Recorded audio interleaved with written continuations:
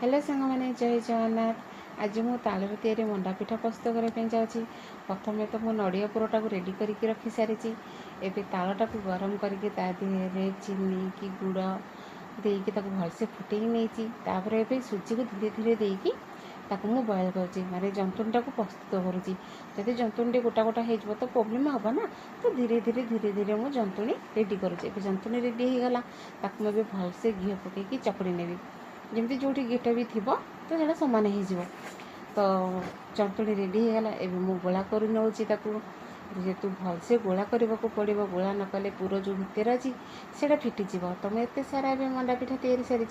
तापर कड़े नहीं जाइए गैस उपरको, गैस उपर तेल गरम कर नहीं। तेल गरम कर सारापर गोटे गोटे गोटे मंडा पिठा पकई। एवं देखो मो मंडा पिठाटा ऊपर पट भागटा केते बढ़िया भलसे लाल देखा जाउची।